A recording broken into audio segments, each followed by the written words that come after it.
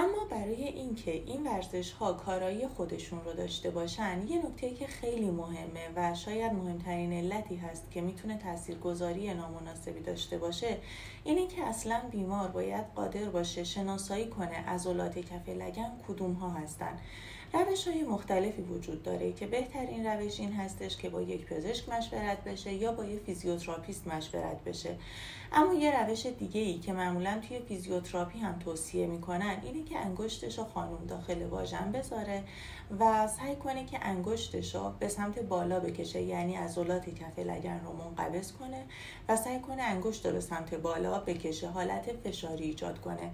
یا مثلا توی آقایون مثل این که مانع از دفع گاز میخوای بشی، یا مثلا توی خانوم ها بهشون میگن که مثل این که بخوای مانع از دفع ادرار بشی و همچنین توی آقایون.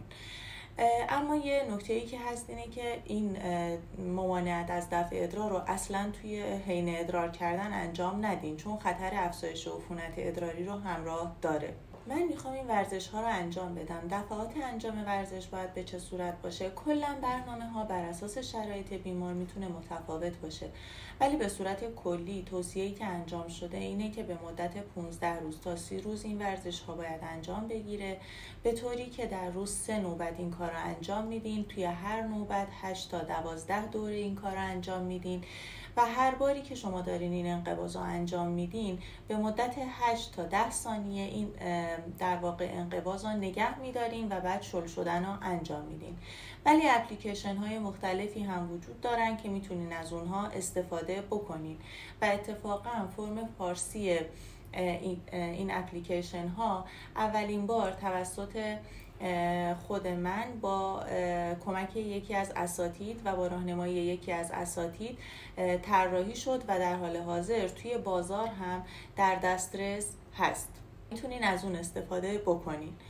نکته بعدی اینه که فیزیوتراپی آیا فایده‌ای داره؟ ببینین توی فیزیوتراپی یه سری فوایدی وجود داره. یکی این که بهتون کمک میکنن که عضلات صحیح رو شناسایی بکنین، پس انقباض میتونه بهتر انجام بگیره و ممکنه که این فایده رو داشته باشه.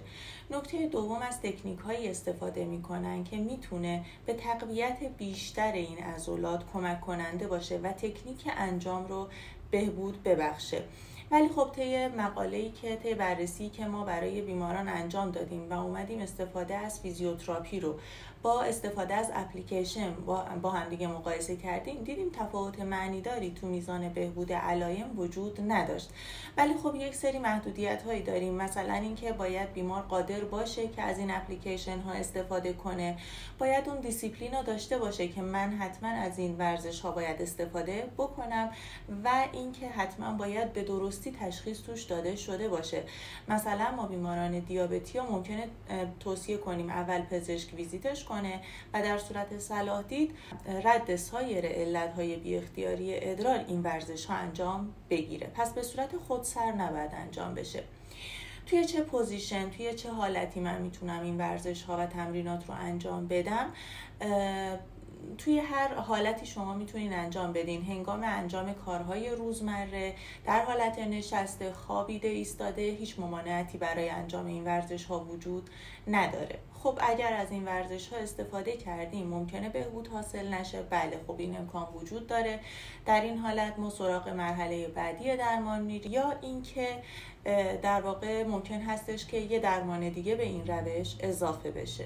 یه سوال دیگه ای که ممکنه مطرح بشه اینه که توی فیزیوتراپی گفتیم از تکنیک‌هایی استفاده میشه که باعث میشه کمک کنه که ما عضلات رو بهتر بشناسیم یا حتی در واقع فایده بیشتری داشته باشه. این تکنیک‌ها شامل چیا هستن؟